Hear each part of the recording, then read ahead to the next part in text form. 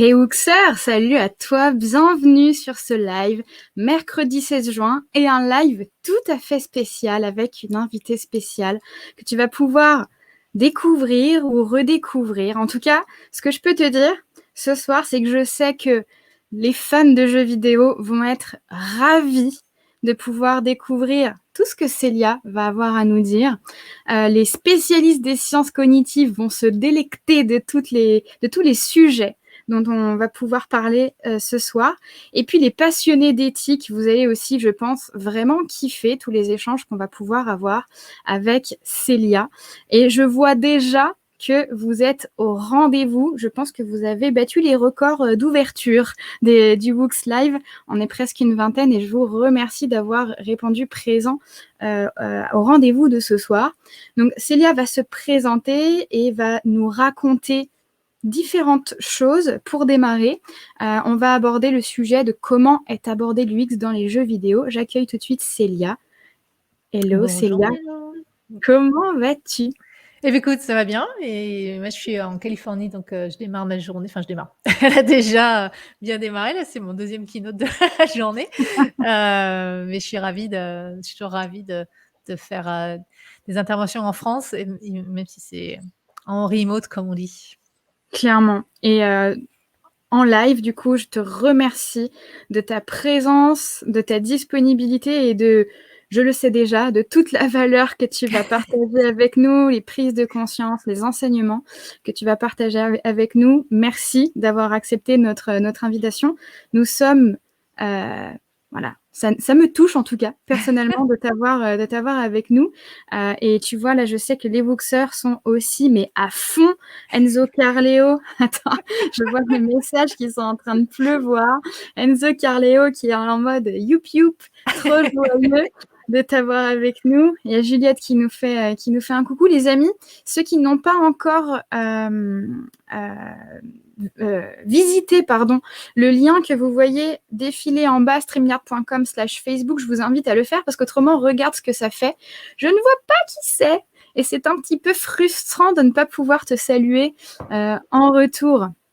On a un bonjour d'Aix-en-Provence, de Carole. Qui est-ce qu'on a? On a Charlotte qui est avec nous, on a Audrey qui est avec nous. Ah, il y a une bonne représentativité garçon-fille là sur mon écran pour une fois. Je t'avoue que d'habitude, il y a beaucoup plus de filles Ah oui. au sein de la communauté. Du coup, Célia, peut-être qu'il y a des personnes qui ne te connaissent pas encore et qui te découvrent Sûrement même, hein. ce soir, très certainement. Et puis d'autres qui sont là. Oh oui, j'ai tous ces bouquins, elle est là ce soir. Du coup, pour ceux qui ne te connaissent pas, je pense que ce serait très cool que tu puisses leur raconter qui tu es. Oui. Alors, moi, j'ai un doctorat en psychologie cognitive que j'ai eu en France. Je suis parisienne d'origine et ça fait, une bonne dizaine d'années, même une douzaine d'années que je travaille dans le jeu vidéo. Donc je suis arrivée dans l'UX un peu par hasard, si j'ai pas été formée, à l'ergonomie, mais comme j'étais formée aux sciences cognitives, c'est venu un peu naturellement. Donc j'ai démarré, avant je travaillais dans le jeu éducatif, après j'ai commencé à travailler chez Ubisoft, à Paris, au HQ. Après, j'ai bougé chez Ubisoft à Montréal. Donc, j'ai travaillé avec sur pas mal de jeux, donc Rainbow Six. J'ai travaillé aussi beaucoup avec les développeurs qui étaient sur Assassin's Creed ou Watch Dogs, Far Cry, etc. Et Yes. après, ouais, j'ai bougé chez LucasArts où j'ai travaillé sur des jeux qui sont jamais sortis comme Star Wars 1313 qui a fait beaucoup de tristes personnes quand Disney, ils ont racheté Lucas, ils ont fermé LucasArts. Et Mm. donc, tout le monde a été envoyé. Donc, c'est à ce moment-là que j'ai bougé chez Epic Games en Caroline du Nord. C'était un changement d'ambiance quand même entre San Francisco et Caroline du Nord. C'est pas Ouais, exactement pareil. clairement. Surtout quand on est parisien, qu'on a l'habitude de marcher, c'est pas du tout la même ambiance. Mais en tout cas, je suis devenue directrice UX parce qu'en fait, tout au long de mon parcours, au bout d'un moment, j'ai trouvé ma voie dans l'UX en me disant: «Bah oui, non, ça c'est mes études me permettent de comprendre ça et en plus, j'aime les jeux vidéo, j'aime la créativité dans les jeux vidéo, donc ça me permettait d'allier tout et je suis devenue donc directrice UX chez Epic et j'ai travaillé sur beaucoup de produits et notamment Fortnite. Et j'ai quitté Epic en 2017, fin 2017, donc une fois que Fortnite est sorti. Donc moi, j'ai surtout travaillé sur Sauver le monde. Parce que quand on parle de Fortnite, tout le monde pense au Battle Royale, mais ça, c'est un mode qui a été développé assez rapidement, qui est sorti juste avant que je parte. Donc, j'ai pas beaucoup bossé dessus, en fait. Voilà, et depuis 2017, je suis freelance maintenant, et je suis en Californie. Je suis revenue en Californie parce que c'était quand même plus sympa. Et en tant que freelance, du coup, tu travailles spécifiquement sur les jeux vidéo ou tu travailles sur différents sujets?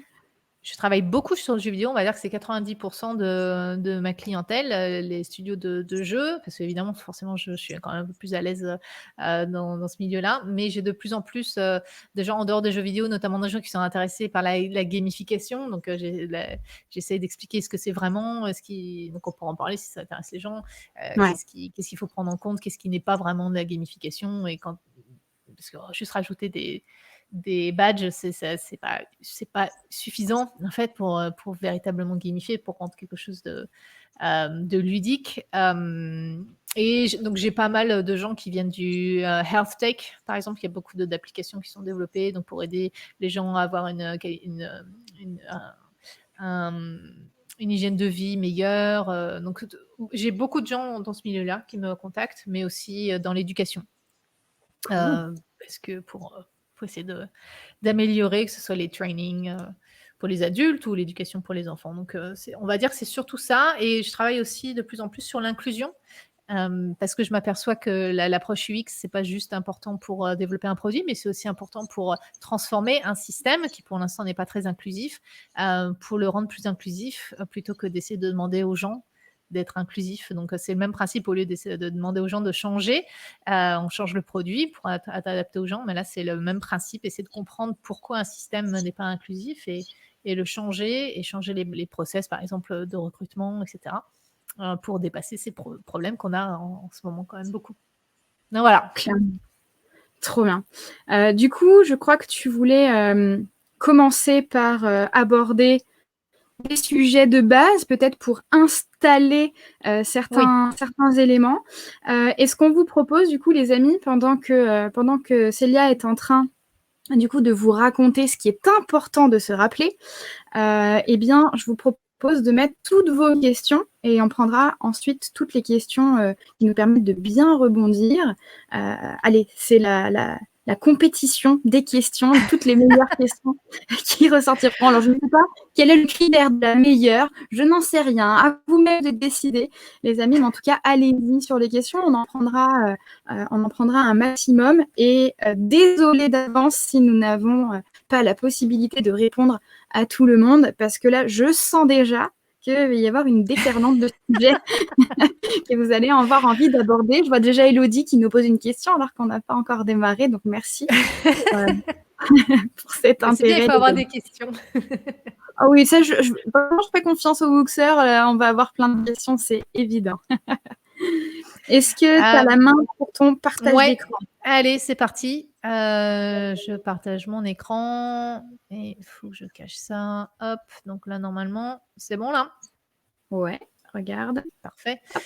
Donc, je voulais vous faire une petite présentation pour être sûr que tout le monde ait les mêmes bases. Alors, peut-être que vous avez déjà vu certaines de mes présentations, donc auquel cas, je m'excuse de répéter tout ça.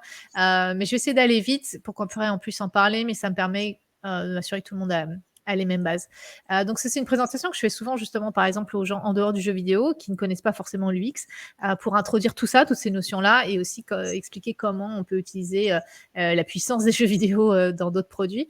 Mais je commence souvent par rappeler, alors j'ai d'autres slides qui sont un peu plus pour les gens qui ne connaissent pas du tout l'UX, mais donc je les ai passés parce que normalement, vous n'avez pas besoin de ça.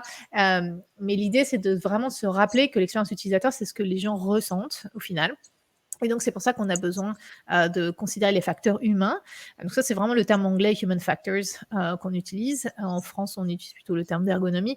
Mais voilà, on va concevoir les objets, les systèmes ou les services en fonction des limites et les performances de l'être humain, encore une fois, pour adapter l'objet et non pas de demander à l'humain de s'adapter à l'objet.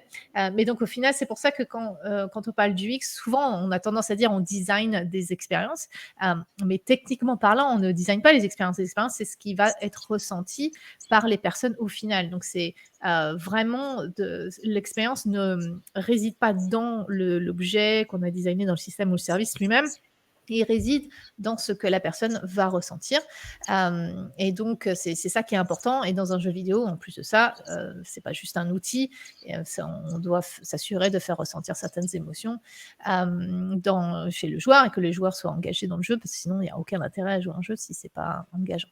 Et donc, l'expérience, c'est ce qui se passe dans notre esprit, dans notre cerveau, quand on interagit avec quelque chose. Et donc, c'est pour ça qu'on a besoin de comprendre un petit peu ce qui se passe dans le cerveau et qu'on a besoin de faire des tests utilisateurs parce qu'on ne peut jamais s'assurer que l'expérience qu'on essaye d'offrir est vraiment celle qui est ressentie. Donc, c'est pour ça en général, j'essaie toujours de redire, on ne design pas une expérience, on design pour une expérience, en espérant que c'est ça qui va se passer. Donc, les sciences cognitives nous aident à ça, essayer de comprendre les performances de notre cerveau, mais surtout les limites. Donc, très rapidement, j'ai juste parlé de la perception, la mémoire et de l'attention dans le traitement de l'information, hein, mais évidemment, le cerveau est beaucoup plus complexe que ça c'est ultra simplifié. Mais on a besoin de tous ces processus mentaux pour traiter de l'information. La perception, donc je mets souvent cette image-là et je demande aux gens qu'est-ce que vous percevez dans cette image. Donc j'ai plein de réponses différentes en fonction, si j'ai des gamers, la réponse de Street Fighter vient assez rapidement. Mais si j'ai pas de gamers, même si j'ai des gamers mais qui n'ont pas forcément joué à Street Fighter, j'ai des réponses très diverses. Donc j'ai souvent de l'ADN. Qu'est-ce que j'ai d'autre des Lego, Minecraft, ça revient aussi assez souvent, ou des chaussettes, des choses comme ça. Donc la perception est subjective. Donc pour un même stimulus, il peut y avoir des perceptions très différentes parce qu'on ne perçoit pas le monde tel qu'il est. Il y a une réalité du monde et on en perçoit une certaine représentation. Et cette représentation est une construction de notre cerveau. Et donc, c'est complètement subjectif. En plus de ça, il faut toujours prendre en compte, par exemple, les personnes qui sont daltoniennes sont exclues de ce petit jeu-là, donc je m'excuse. Mais c'est une bonne façon pour moi de rappeler à tout le monde de ne jamais utiliser les couleurs toutes seules pour exprimer quelque chose. On peut utiliser des couleurs, mais rajouter des formes et des textures pour faire en sorte que les patterns puissent être perçus. Mais encore une fois, voilà, la perception est subjective, et donc c'est pas parce que pour nous ça va être évident ce qu'on essaie de transmettre que les utilisateurs, elles et eux, vont le percevoir de la même façon. Donc c'est pour ça qu'on a toujours besoin de tester et qu'on ne peut pas se reposer sur nos lauriers. Donc dans les jeux vidéo, donc dans l'exemple dans Fortnite, on a bossé beaucoup là-dessus. Ce Fortnite, c'est un jeu, hein, donc on a énormément de stimuli. On a des stimuli surtout visuels et audio, et on a besoin que ces stimuli soient compris par les joueurs et les joueuses. Et donc on teste tous les stimuli, ceux qui vont être importants pour la compréhension du jeu. Donc, par exemple, dans Fortnite, au tout début, on avait cette icône. Donc on a fait venir des gens qui ont joué à Fortnite. Vraiment, c'était un proto assez basique, mais en tout cas, il y avait la même qu'on appelait la boucle de gameplay. Donc, c'est-à-dire que les joueurs pouvaient récupérer des ingrédients, confectionner des choses, construire, shooter, etc. Mais donc cette icône, elle n'était pas. Donc c'est l'icône qu'il y avait dans le menu. Donc encore une fois, c'était un menu de proto. Et on a dit, donc les joueurs ont interagi avec ce menu-là, et après je leur ai demandé qu'est-ce que c'était que cette icône, ou de se rappeler ce que ça voulait dire, et tout le monde ne s'est pas rappelé, ou tout le monde n'a pas perçu que c'était l'icône des pièges. Donc ça représente le piège de base dans Fortnite, et donc ça représente l'endroit dans le menu où on peut confectionner des pièges. Or, j'ai pas mal de joueurs qui m'ont dit ça c'est les munitions, ou ça c'est un truc qui est relié à la construction, on dirait des arbres. Et donc là, on a une icône qui est confuse, qui pour nous était évidente parce que ça représentait le piège de base, mais qui n'était pas compris par tout le monde. Donc on a itéré dessus, on a utilisé un archétype dans ce cas-là pour faire en sorte que la catégorie de piège soit mieux comprise. Et à partir du moment où on a fait ce changement-là, on n'a plus de confusion, en tout cas avec les personnes qu'on a testées. Il faut toujours aussi faire attention parce que les icônes et tous les symboles qu'on utilise peuvent être très bien comprises par une population, mais pas du tout si par exemple on est en Occident et qu'on porte le jeu en Asie, par exemple. exemple, il y a des icônes qui ne sont pas utilisées par les mêmes cultures de la même façon. Donc, Clairement. une icône, souvent, nous, on va utiliser par exemple comment on appelle ça, le light bulb, l'ampoule, pour exprimer une idée. Bah, ça, c'est pas quelque chose c'est pas un symbole qui est utilisé de cette façon-là par toutes les cultures. Donc, il faut faire aussi attention au niveau de la culturalisation, donc tester non seulement avec les gens de notre culture, mais aussi, surtout si on fait un produit international, bah, s'assurer que ça marche avec tout le monde. Voilà, donc ça, c'est là pour la perception. Après, la mémoire, donc en général, je demande aux gens d'essayer de se remémorer le penseur de Rodin et d'essayer de se remémorer sa posture précise. C'est-à-dire sur quelle jambe repose quel bras du penseur. Et donc, j'ai souvent des réponses assez variées. Donc, il y a des gens qui disent que c'est croisé, d'autres que c'est pas croisé, que c'est le bras droit sur la jambe gauche, etc. Donc, vous pouvez, si vous n'avez pas encore joué à ce jeu-là et vous ne connaissez pas ces slides, vous pouvez faire un petit jeu dans le chat et voir qui répond quoi. Mais je vais vous montrer tout de suite la réponse. Et en fait, c'était une question piège, bien sûr. Il a les deux bras posés sur la jambe gauche, donc qui est à la fois croisé et pas croisé. Et en général, très très peu de gens, c'est très rare qu'on me donne cette réponse-là. Et ça illustre que la mémoire est faillible. Alors la perception, comme je vous ai dit tout à l'heure, c'est une construction du cerveau. La mémoire, c'est une reconstruction. Donc, c'est pas comme si on prenait des photos et qu'on faisait des enregistrements de ce qui se passait autour de nous, et qu'après, une fois qu'on doit mémoriser, on met ça quelque part, on stocke ça quelque part.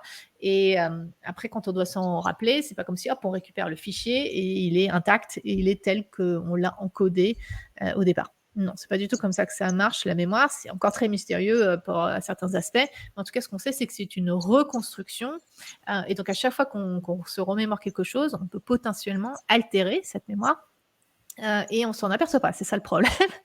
Et dans tous ces limites du cerveau, c'est pas tant qu'on a des limites qui posent problème, c'est le fait qu'on s'en rende pas compte. Donc, c'est comme ça qu'on peut arriver en se disant « Mais je t'avais envoyé un email pour te demander de faire ça, tu l'as pas fait, qu'est-ce qui s'est passé ?» Et la personne va nous dire « Mais non, tu m'as pas envoyé d'email, qu'est-ce que tu racontes ?» Et souvent, on va être assez violent, en disant mais je sais ce que je fais quand même. Je t'ai envoyé un email, je me rappelle précisément, je t'ai envoyé ça lundi dernier. Et bon, au bout d'un moment, on va vérifier et on s'aperçoit, parfois, c'est le cas, qu'effectivement, on n'a pas envoyé l'email. On a pensé l'envoyer. Dans notre tête, on a peut-être rédigé. En tout cas, on ne l'a pas envoyé. Mais on ne se souvient pas. Après, on se souvient l'avoir envoyé. Et c'est assez étonnant pour nous de se rendre compte de ça. C'est comme ça qu'il peut y avoir beaucoup de conflits avec notre conjoint ou conjointe ou au boulot à cause de ça, parce qu'on est très sûr de nous. Et en plus de ça, on oublie beaucoup de choses. Donc ça, c'est la courbe de l'oubli. On voit que l'oubli est assez drastique au début, donc c'est une courbe exponentielle. Donc ça, c'était fait avec un matériel qui n'avait pas de sens. C'était juste des syllabes qui n'avaient pas de sens. Quand ça a du sens, c'est pas aussi dramatique, mais quand même, c'est-à-dire que du jour au lendemain, si on a appris des choses, demain, vous vous souviendrez pas de tout ce qu'on a vu aujourd'hui et c'est normal. Donc, il faut prendre ça en compte quand on crée des jeux ou des interfaces ou des systèmes ou des services, prendre en compte que la mémoire humaine est faillible et que c'est pas parce que les gens ont appris à faire quelque chose dans une interface le jour J que le lendemain, quand ils vont revenir, ou même parfois même 10 minutes plus tard, ils vont s'en rappeler. C'est pour ça qu'on utilise pas mal de choses. Donc dans les jeux vidéo, c'est ce qu'on appelle le heads-up display, donc le HUD ou l'affichage tête haute, comme on dit en français, où on a toujours des éléments écrits à l'écran. C'est pour ça que on a je sais plus comment on appelle ça en français, le breadcrumb. Pour nous dire où est-ce qu'on est sur le site quand on navigue un site. La ligne. Ou Comment on dit déjà en français? Ouais, c'est le repère qui te permet de savoir où est-ce que tu en es. C'est pas le fil d'Ariane qu'on appelle ça en français? Oui, voilà. Oui. Okay. Mais il y a un autre terme plus technique, mais fil d'Ariane, ça marche très bien. Okay. Alors, je ne connais pas le terme plus technique. Si quelqu'un le connaît, il peut nous le dire.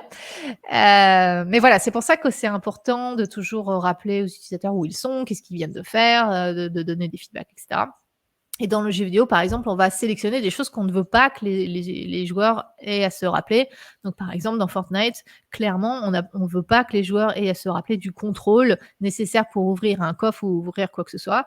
À chaque fois qu'on est proche d'un élément qu'on peut ouvrir, on a le pop-up qui nous dit, voilà, faut appuyer sur E. Ou le crafting, c'est très important dans Fortnite, mais on ne veut pas que les gens aient à se rappeler du nom, des trucs qu'ils veulent crafter, de quels sont les ingrédients dont ils ont besoin, quels ingrédients il leur manque, etc. Ils peuvent juste épingler les recettes qui les intéressent, et donc les gens peuvent se concentrer sur leurs objectifs et pas à devoir mémoriser des choses qui ne nous intéressent pas. Encore une fois, c'est à nous de sélectionner là où on veut challenger la mémoire des gens et là où on ne veut pas. Clairement, dans un jeu, on challenge certaines choses. C'est pas le cas forcément dans les outils. Dans ces cas-là, on évite de challenger quoi que ce soit dans les outils, si possible. Mais voilà, il y a toujours des choix qu'il faut faire. Donc, c'est à nous de décider qu'est-ce qui doit être sur. C'est pour ça que l'architecture d'information, c'est très important. Quelle va être la stratégie, qu'est-ce qu'on va mettre en premier plan, etc. Clairement. On va faire un dernier petit jeu. Donc, je vais vous montrer des cartes. Je vais vous demander de choisir une carte et d'essayer de vous la mémoriser. Essayez de la mémoriser le plus précisément possible. Et ça va aller assez vite. Donc, choisissez une carte. Et je parie que je peux deviner votre carte et la faire disparaître. Donc, c'est toujours moins impressionnant en ligne, mais j'espère que ça a quand même marché pour vous. Moi, ça a marché. Bon, tant mieux. Très bien. Alors, si ça marchait et vous demandez mais qu'est-ce qui s'est passé, en fait, j'ai changé toutes les cartes. Et c'est ça que font les magiciens. En fait, les magiciens ont une très, très bonne connaissance des limites, surtout de notre cerveau, surtout en matière de mémoire et d'attention. Et c'est ça qu'ils utilisent et qu'ils exploitent pour faire leur tour de magie. Ça, c'est permis, donc ils appellent ça de la misdirection en anglais, donc ils détournent notre attention. Mais en fait, en psychologie, ce phénomène, on appelle ça le change blindness ou la cécité au changement. Et on sait très bien que d'un champ visuel à l'autre, si on se focalise sur un élément, on va pas pouvoir porter attention au reste, donc on va filtrer le reste, et donc je peux changer des choses de façon assez dramatique, et la plupart du temps on s'en aperçoit pas.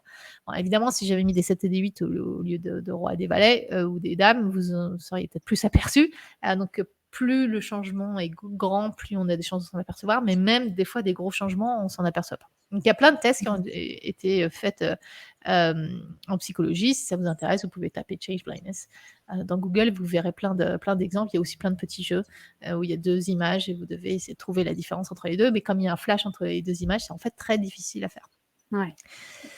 Donc tout ça pour dire que notre attention est limitée. Donc c'est ça aussi qu'on prend en compte en UX. On essaie de pas bombarder les gens de trop de choses en même temps. Et ça, dans les jeux vidéo, on est très conscient de ça. Alors, dans beaucoup de jeux vidéo, on challenge l'attention des joueurs. Donc, encore une fois, on n'essaie pas d'enlever toutes les frictions. On enlève les frictions qui ne sont pas par design, qui ne sont pas intentionnelles.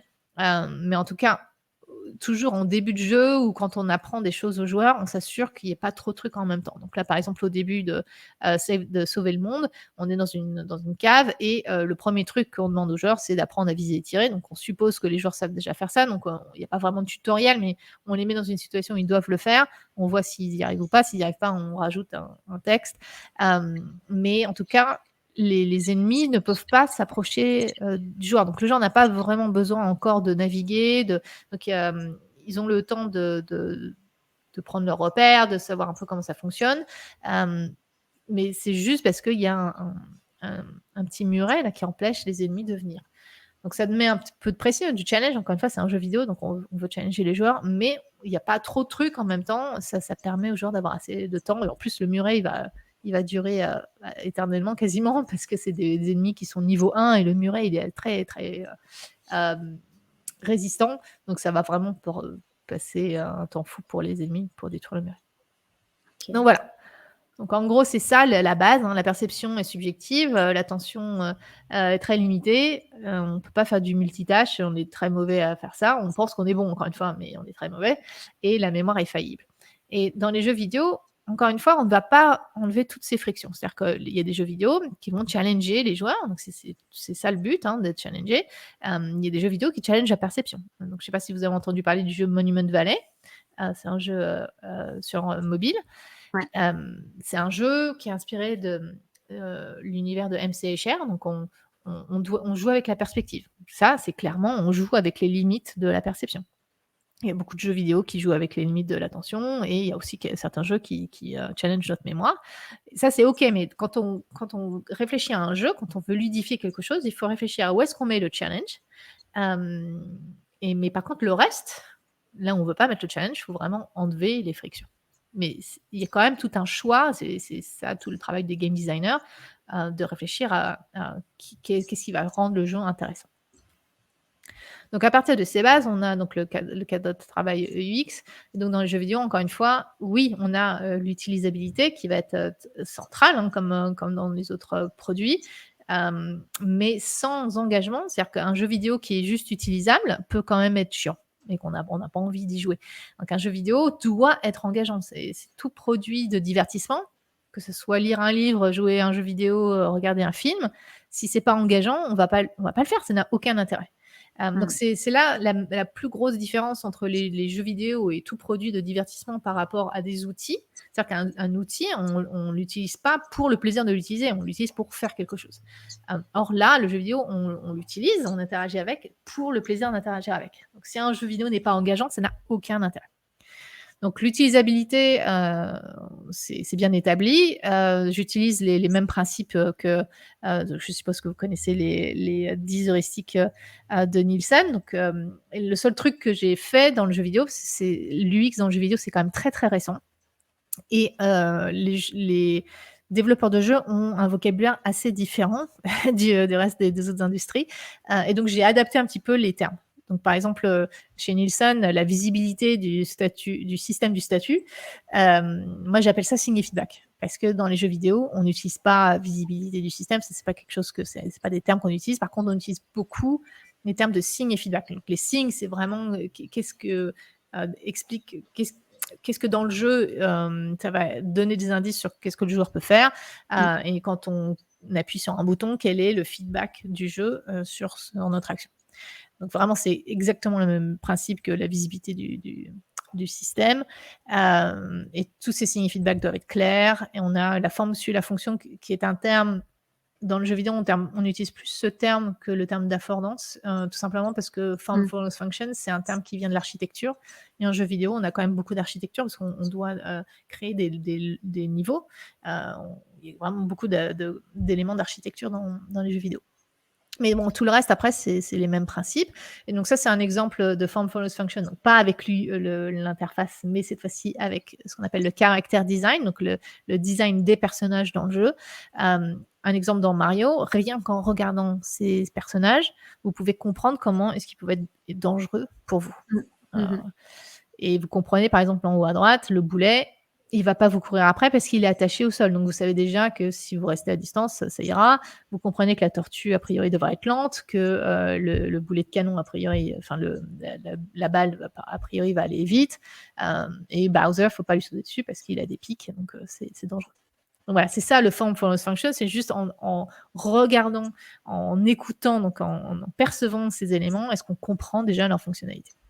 Et ça, dans les jeux vidéo, on essaye beaucoup d'avoir ça parce qu'un jeu vidéo, on ne veut pas avoir de manuel à lire avant de jouer. On veut que les joueurs puissent apprendre en jouant. Donc, c'est plus facile à dire qu'à faire, mais en s'assurant d'avoir une bonne form follows function, une bonne affordance, ça peut éviter d'avoir Là, on n'a pas besoin, par exemple, d'avoir un tutoriel disant « ne saute pas sur le dos de Bowser ». On donne des signes. Le signe, voilà, il a des pics dans le dos. Et si le joueur quand même saute dessus, on lui donne un feedback. Ah, tu viens de te faire endommager. Donc, voilà, tu perds des points de vie, par exemple. Donc, je passe un peu parce que ce qui est intéressant ici, c'est l'engageabilité. Qu'est-ce qui fait qu'un jeu va être engageant? Alors ça, c'est assez complexe. Ça, pour le coup, on n'a pas toutes les décennies de travaux en ergonomie qu'on a pour l'utilisabilité. Donc, c'est un petit peu le Far West encore à ce niveau-là. Donc, l'engageabilité, donc ça, c'est un terme que moi, j'ai inventé parce que je ne trouvais pas de terme qui allait bien. Il y a beaucoup de gens qui appellent ça le fun. Mais le problème du fun, c'est que c'est très subjectif aussi. Chacun met un peu ce qu'il veut derrière ce terme-là. Il y a des gens qui utilisent le terme d'immersion. J'ai utilisé beaucoup le terme de game flow avant, mais je me suis dit, au final, ça ne rassemble pas tout ce qui rend quelque chose engageant. Donc, j'ai fini par dire, tant tant pis, merde, j'invente un terme en espérant que ça puisse résonner avec les gens. Et ce que je mets là-dedans, donc émotion, motivation, game flow, ça c'est des éléments qui viennent vraiment d'études scientifiques, qui sont ce qu'elles sont pour l'instant. On est en train de découvrir un petit peu ce fonctionnement-là, c'est encore très mystérieux. Donc j'ai rien inventé là-dedans, mais c'est comment je l'ai packagé et comment je l'ai nommé, l'engageabilité. Ça, par contre, c'est pas c'est genre mon truc à moi, donc c'est pas homologué.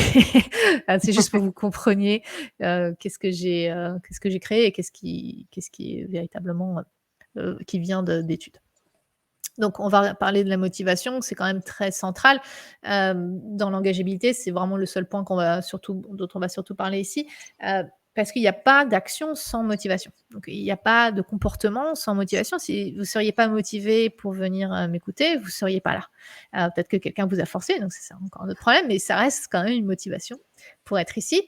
Donc, on ne comprend pas encore la motivation humaine. Il y a plein de théories. Il n'y en a pas une qui unifierait tous les comportements humains, qui expliquerait tous nos comportements.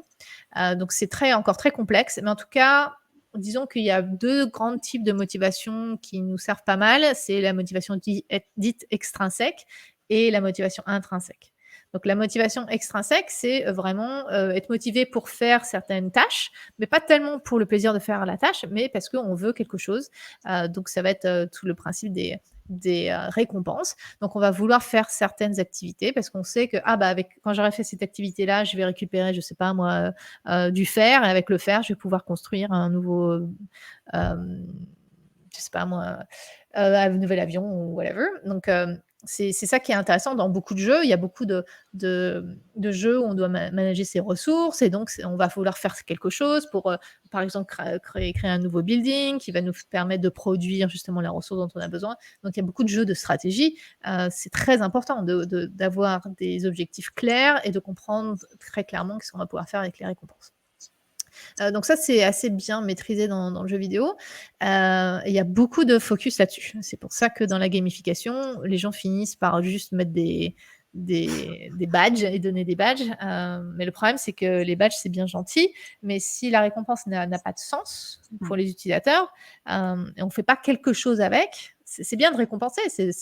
Ça peut permettre de montrer, donner un feedback sur la compétence, parce qu'on va parler de la compétence juste après, mais c'est quand même mieux de pouvoir faire quelque chose avec la récompense. Comme dans Zelda, vous pouvez vous balader, vous voyez un mur avec des craquements, là, je devrais pouvoir péter ce mur-là, mais vous n'avez pas de bombe adéquate pour péter le mur. Mais par contre, un peu plus tard, vous allez avoir comme récompense, après avoir fait quelque chose, hop, un nouveau type de bombe. Et là, tout de suite, vous savez, avec cette bombe-là, je vais pouvoir péter le mur. Donc c'est là, ça devient vraiment une récompense qui a du sens pour le joueur. Donc ça, c'est la motivation extrinsèque. Ensuite, on a la motivation intrinsèque. Alors, celle-là est plus intéressante parce que ça, c'est la motivation des activités que l'on fait dans la vie, pas pour obtenir quelque chose, mais pour le plaisir de l'activité elle-même. Et là, on a une théorie qui s'appelle la théorie de l'autodétermination, ou SDT en anglais, qui est plutôt bien entérinée, donc elle est assez fiable. Ça fait quand même quelques décennies qu'elle a été raffinée, et qui nous explique que l'être humain est plus intéressé intrinsèquement à faire une activité quand cette activité lui donne le sentiment de compétence, d'autonomie et d'affiliation. Donc la compétence, c'est surtout avoir le sens de la progression et sentir qu'on s'améliore dans une activité. Et donc c'est pour ça que les barres de progression sont si puissantes. C'est pas tellement juste pour la récompense qu'on va avoir une fois qu'on sera au bout de la barre, mais c'est aussi un super feedback sur notre progression. Donc c'est pour ça qu'on utilise beaucoup ça, notamment en health tech, surtout pour des choses où on n'a pas vraiment de feedback. Par exemple, si on essaye de faire attention à ce qu'on mange, ou si on essaye de faire un peu de sport, c'est pas du jour au lendemain qu'on va avoir vraiment une grosse différence sur comment on se sent. Donc on n'a pas vraiment de feedback clair sur l'impact de, par exemple, faire 10 000 pas par jour. Mais par contre, si on nous donne des objectifs clairs, faire 10 000 pas par jour, une fois qu'on l'a atteint, on a un feedback sur notre compétence et qu'on voit notre progression dans le temps, là, ça nous donne un sens de la progression qu'on ne pourrait pas avoir vraiment clairement avant. Donc c'est pour ça que la ludification, ça va être très intéressant à ce niveau-là, pour donner un feedback sur la progression des gens par rapport à un but qui se serait donné eux-mêmes. Après, il y a l'autonomie, donc pouvoir s'exprimer, donc pouvoir choisir ses couleurs, choisir ses skins, mais aussi faire des choix qui ont du sens. Donc, dans les jeux vidéo, il y a souvent des jeux où on peut faire un choix de comment résoudre des problèmes. On a des jeux dits bac à sable qui nous le permettent d'être aussi très créatifs, comme Minecraft. Et donc, dans la vie réelle, hein, c'est pareil, si notre boss nous dit voilà, il faut atteindre cet objectif dans 1 an, à toi de voir voilà, de comment est-ce que tu vas y arriver. C'est beaucoup plus intrinsèquement motivant que si on a un boss qui nous micromanage et il nous dit bah, tu fais ci, puis tu fais ça, et c'est eux qui décident quelles sont la meilleure façon d'atteindre un but. Donc ça, dans la vie hein, de tous les jours, c'est très important de se sentir compétent, de se sentir qu'on progresse, d'avoir une autonomie et aussi de pouvoir coopérer. Donc on a besoin de ce sens de l'affiliation, on est une espèce très sociable, donc on a besoin de ce rapport humain. Il y a beaucoup de focus sur la compétition, mais en fait la coopération c'est beaucoup plus important et nous drive beaucoup plus. Mais même dans les jeux compétitifs, regardez que ce soit les sports ou les jeux vidéo, la plupart sont quand même plutôt des sports d'équipe. Donc même s'il y a de la compétition avec une autre équipe, on a aussi de la coopération au sein d'une équipe. Donc tous ces éléments sont vraiment importants et c'est ça qu'il va falloir essayer de mettre en avant dans la gamification plutôt que juste se focaliser sur les badges qui par eux-mêmes ne sont pas forcément utiles tout seuls. Et donc voilà, donc là dans Fortnite, par exemple, au début du jeu, donc vous avez vu au début, on est dans la cave, donc on doit tuer les zombies, etc. Puis au bout d'un moment, on arrive au bout de la cave, mais on ne peut pas sortir de la cave. Et c'est là qu'on demande, enfin qu'on explique aux gens, bah, tu peux créer un escalier. Donc en fait, on leur apprend à construire pour la première fois à un moment où ils ont besoin d'apprendre à construire. Donc c'est un moment où vraiment ça a fait sens.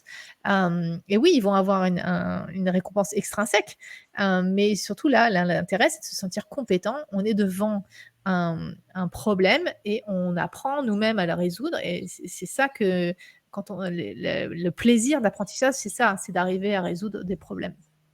Donc c'est ce sentiment d'être compétent et d'avoir résolu quelque chose voilà, qui pose des problèmes, c'est ça qui est un bon drive aussi pour. Donc compétence, autonomie, affiliation. Voilà, pour le reste, je vais quand même aller assez vite. Donc, bon, on applique la méthode scientifique, on fait des tests, on essaie de trouver le vrai problème à régler. Donc, je parle souvent, je vais passer parce que c'est quand même un peu long. Toc, toc, toc, je parle souvent de comment on a itéré sur Fortnite, sur un élément, blablabla, pour savoir d'où ça vient. Donc, je vous passe ça parce que je préfère quand même répondre aux questions. Mais en gros, ce qu'il faut comprendre au bout d'un moment, c'est que un design n'est jamais neutre. Ça va toujours influencer les personnes. Voir un coffre, ça va influencer les gens, essayer d'atteindre le coffre. Voir une porte avec une anse, ça va nous influencer à prendre l'anse et tirer. Ça, c'est une influence. Alors, il y a beaucoup de gens, aujourd'hui, j'entends, surtout dans les jeux vidéo, parce qu'ils sont un peu accusés de tous les maux, mais j'entends de plus en plus de gens qui disent que les gens sont manipulés. Et malheureusement, les professionnels UX commencent à être pointés du doigt, parce qu'on nous traite de manipulateurs. Et oui, on manipule, mais dans le sens où une anse va nous manipuler. Si on voit une anse, on va avoir on va anticiper certaines façons d'utiliser cet objet, que si on a une plaque, par exemple, ça va nous inciter plus à pousser. Donc j'essaye de faire comprendre que oui, cette manipulation existe, mais vraiment au sens des magiciens. C'est-à-dire qu'on va comprendre les limites du cerveau humain et changer le design d'une certaine façon pour, oui, manipuler les pensées des personnes, mais faire en sorte que l'objet soit facile à utiliser et que ça offre une bonne expérience. C'est pas tant la manipulation elle-même ou comprendre comment le cerveau humain fonctionne et tous les outils qu'on utilise en tant que UX qui fait qu'on est UX. C'est plutôt l'intention derrière. Et notre intention, c'est d'offrir la meilleure expérience possible aux utilisateurs. Et donc, c'est incompatible avec l'utilisation des dark patterns. Parce qu'on entend souvent parler des dark patterns. Donc, un dark pattern, c'est un design qui est intentionnellement exploitatif et qui va tromper l'utilisateur. Et c'est pour le bénéfice de la société, de l'entreprise et aux dépens des utilisateurs. Donc, un exemple de ça. Donc, ça, pour moi, c'est profilement anti-UX parce que ce qui fait l'UX, c'est vraiment l'état d'esprit. c'est l'état d'esprit. On veut offrir une certaine expérience aux gens et on veut faire en sorte que cette expérience soit la meilleure possible. Évidemment qu'on prend en compte les limites du business, parce qu'évidemment, la meilleure expérience possible, c'est que tout soit toujours gratuit, et ça, c'est pas possible. Donc, on doit travailler selon certaines limites. Il faut que le produit fasse des sous et puisse être, avoir euh, vraiment puisse durer dans le temps. Sinon, évidemment, c'est un échec commercial. Donc, ça c'est pas possible non plus. Mais notre but, c'est pas de manipuler les gens pour mettre le business en premier avant les utilisateurs. Donc ça, c'est un exemple de dark pattern. Alors Amazon ne le fait plus celui-là, mais il y en a d'autres. C'est pour ça que je parle d'Amazon, parce que c'est quand même un des plus puissants. Il y a quand même pas mal de dark patterns qui sont utilisés. Donc à l'époque, quand par exemple on mettait des choses dans notre panier, et au moment où on veut aller passer à la caisse, donc on dit je vais passer à la caisse, et après on voyait cet écran-là avec plein de texte et un gros bouton orange. Donc on sait très bien que les gens vont cliquer sur le gros bouton orange. C'est même pour ça qu'on a des gros boutons orange, c'est que on veut attirer l'attention, parce qu'on sait que l'attention, on a de très mauvaises ressources attentionnelles. Donc c'est du call to action, on aide les utilisateurs à savoir sur quel bouton appuyer et ne pas avoir à lire tous les trucs. Mais là, dans ce cas-là, si on clique sur le gros bouton orange, ça nous fait pas passer à la caisse, ça nous fait souscrire à Amazon Prime. Et si on veut passer à la caisse sans souscrire à Amazon Prime, en fait, il faut cliquer sur le lien hypertexte ici, qui est tout petit, et qui en plus nous fait du guilt tripping, donc nous fait sentir un peu morveux, parce que ah oui, tiens, t'es nul, tu veux pas sauvegarder, tu veux pas économiser $19. Voilà, ça c'est un dark pattern clair. Ça c'est clairement fait pour tromper l'utilisateur, pour qu'il souscrive à Amazon Prime sans s'en rendre compte. Après, il y a on va dire des patterns plutôt gris, où on va mettre, c'est pas clairement, on n'exploite pas clairement à l'insu des utilisateurs, mais on met quand même de la pression sur l'utilisateur dans le but de soit les faire rester plus longtemps sur la plateforme, soit les faire payer plus. Donc la rareté, donc manipuler la rareté. Donc on sait très bien que quand il n'y a plus de quelque chose, on en veut. Donc on a vu ça pendant la pandémie. Pour une raison que j'ai toujours pas compris, tout le monde achète du PQ, et donc il y en a plus. Et donc à chaque fois, dès qu'il y a du PQ qui est quelque part, tout le monde va se ruer dessus, parce que même si on n'en a pas besoin maintenant, vu qu'il n'y en a pas beaucoup, on va vouloir en récupérer. Bon ça, la rareté, elle peut être complètement construite. On peut faire croire, on peut dire voilà, il n'y en a que tant, on peut limiter certains, les objets justement limités. C'est un exemple de ça.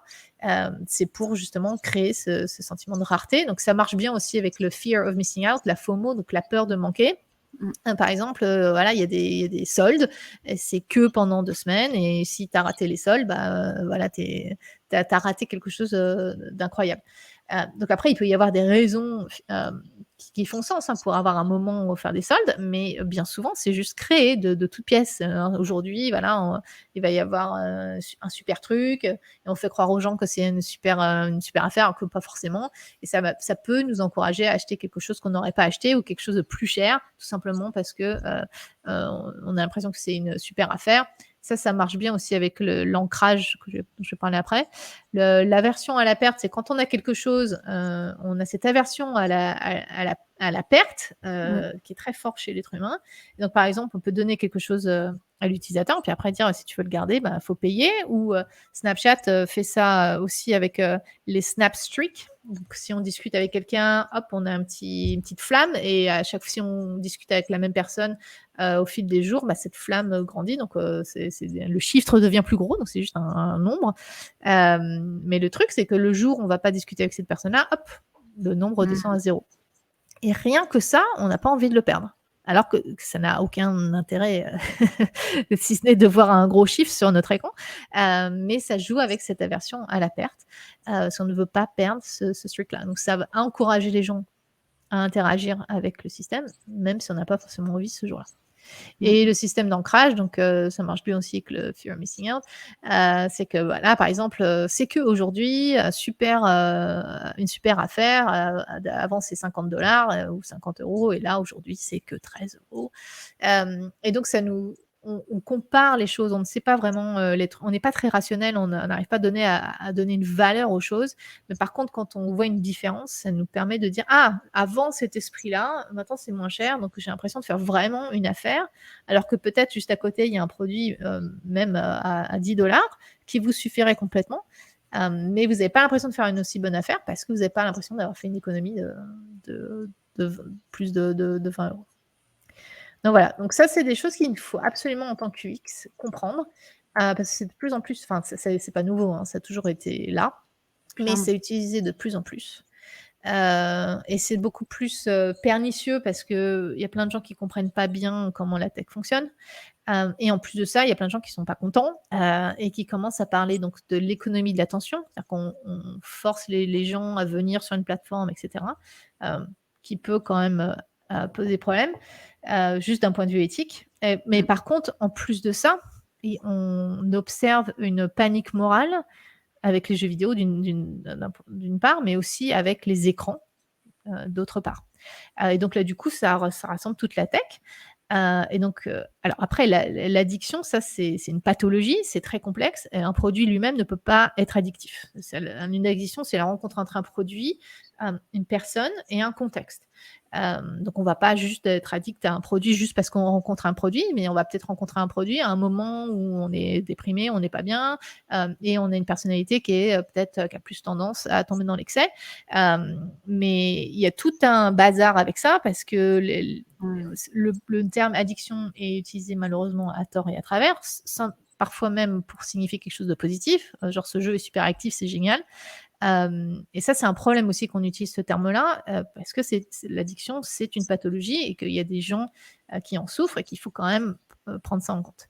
Mais le Mmh. problème, c'est que c'est récupéré et avec la panique morale, après, on dit aux gens: «Vous créez des systèmes qui sont addictifs par design» et là, ça c'est déjà, c'est complètement bizarre, mais faut quand même prendre en compte que, même si on ne rend pas les choses addictives par design, il y a quand même des différents types de design qui jouent avec soit du dark pattern, soit des zones de gris, qui vont effectivement influencer les personnes.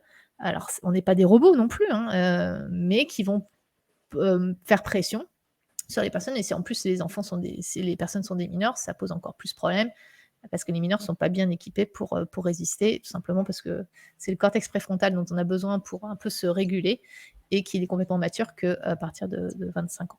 Voilà. Mmh. Donc ça, c'est important de comprendre et bon, je vais passer ça, mais l'inclusion aussi, c'est vraiment important, de prendre ça en compte, parce que ça fait partie des choses, qui nous tiennent à cœur, quand on a une approche UX. Donc on veut offrir la meilleure expérience possible à tous les utilisateurs, pas juste les utilisateurs qui ont certaines capacités, et donc ou certaines personnes par rapport à d'autres. Donc l'inclusion fait entièrement partie de notre boulot et aussi donc les dimensions éthiques. Oui, bien sûr, il faut que le produit, soit rentable, donc on doit être dans une situation gagnant-gagnant, mais surtout pas, placer le business avant l'utilisateur. Si on fait ça, on n'est plus dans une démarche UX, et ça malheureusement, je pense que ça a été un peu perdu, surtout quand on a changé de terme, parce qu'en anglais avant on parlait de human centered design, donc le Mmh mh. le design centré sur l'humain. Et d'un seul coup, on a commencé à parler d'utilisateur qui peut-être, rend les choses un peu froides. Et on a un peu perdu le sens de l'humain ici, mais on a toujours eu pour but de rendre les choses plus, sécuritaires. C'est pas Mmh. vraiment un terme qu'on utilise en français, mais par exemple le code de la route ou les voitures qui ont un design avec une ceinture de sécurité, ça c'est fait pour protéger les personnes. Donc on est dans cette démarche-là, de faire en sorte que les gens puissent utiliser l'objet sans se blesser, d'une façon, safe, mais bien sûr qui va respecter aussi, l'humain en tant que consommateur et l'idée c'est ne pas d'en abuser, c'est de rendre l'expérience la meilleure possible pour que les gens soient contents et donc du coup aient envie d'acheter ou aient envie d'utiliser la plateforme et donc du coup là, on est dans une situation gagnant-gagnant. Donc voilà, donc faut se rappeler que, le cerveau est, à plein de biais, qu'on prend des raccourcis, tout le temps. C'est comme ça qu'on a réussi à survivre dans notre environnement, mais que bien sûr, parfois c'est pas la bonne conclusion. Donc ça nous arrive à nous en tant que créateurs et créatrices, ça arrivera aussi aux utilisateurs. Donc c'est vraiment très important de se détacher de notre propre vision pour essayer de satisfaire tout le monde. Ouais, donc j'ai parlé beaucoup plus que je pensais, que ça m'arrive tout le temps. Mais je pensais que c'était quand même important de faire un petit overview, pour parler de tout ça. Alors où est-ce que tu es? Hop, tu es là. Par ici. Voilà, donc j'espère que c'était pas trop long et j'espère quand même que ça a été utile, que Parfait. c'était pas quelque chose que tout le monde connaissait déjà. Mais je pense que c'est vraiment important surtout de parler d'éthique et même si c'est pas juste les professionnels UX qui sont responsables des valeurs qui sont données par l'entreprise, c'est à l'entreprise, c'est aux têtes, de l'entreprise de décider à quel point ça va trop loin et où sont Clairement. les lignes éthiques. Mais par contre, je trouve que c'est aux professionnels UX d'expliquer aux gens, bah voilà, ça, on joue sur la FOMO là.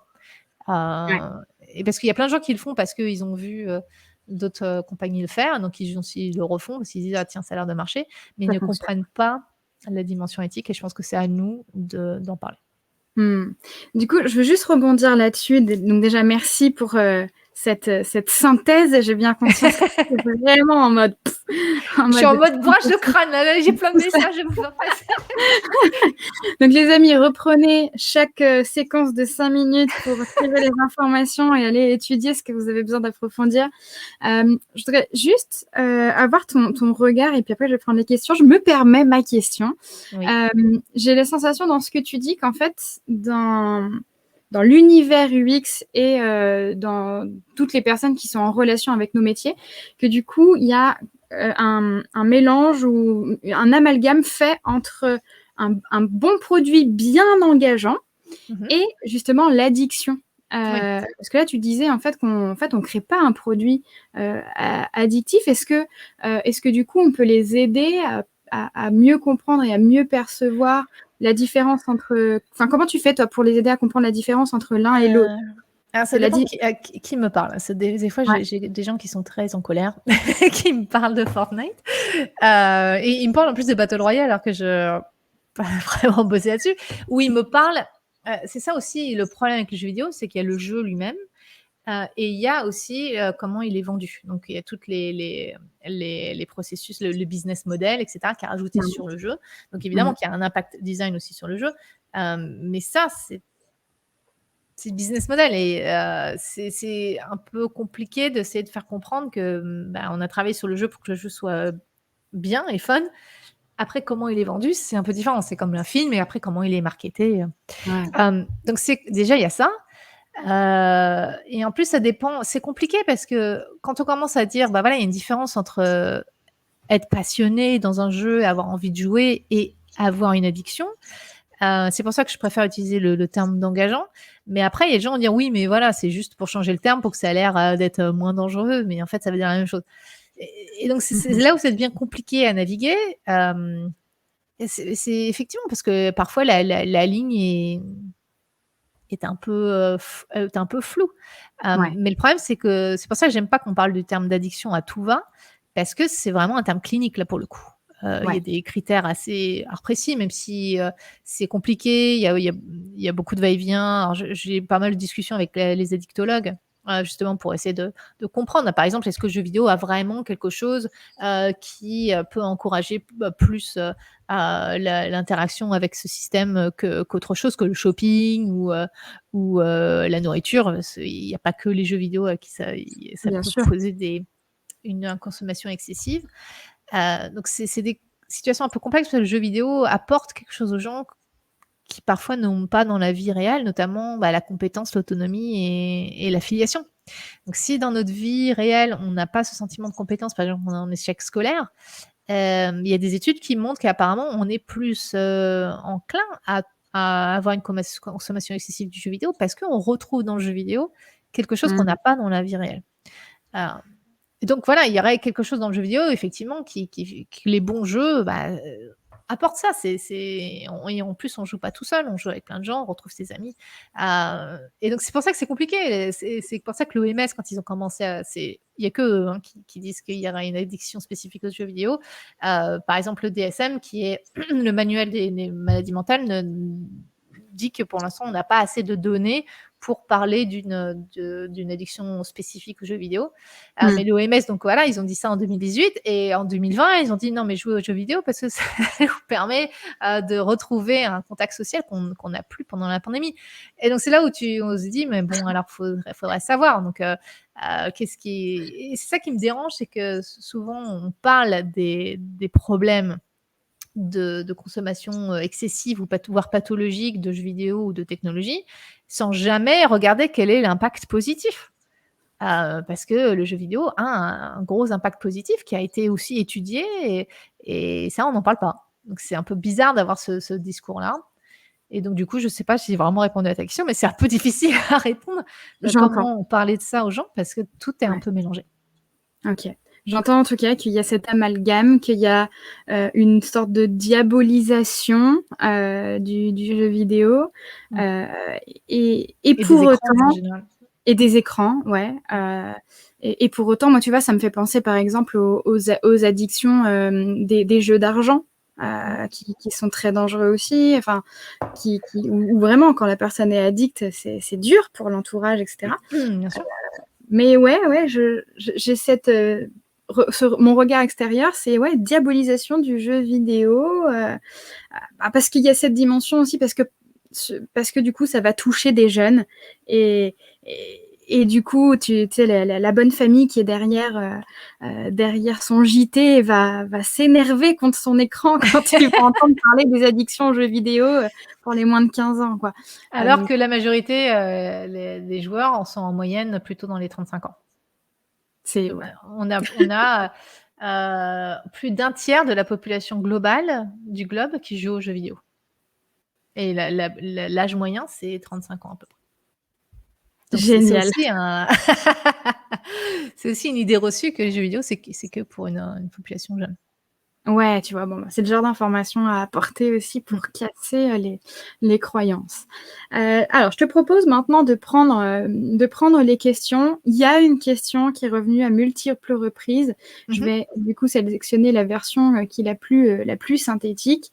Donc là, tu es face à plusieurs personnes passionnées des jeux vidéo, Ouais. des personnes passionnées par l'UX, et forcément, il y en a plein ici qui aimeraient pouvoir faire leur carrière Ouais. dans le jeu vidéo en tant qu'UX. C'est quoi tes une question que conseils? j'ai cette question assez régulièrement et d'ailleurs, Tu c'est pour m'étonnes. ça que j'ai écrit un blog post pour répondre à cette question.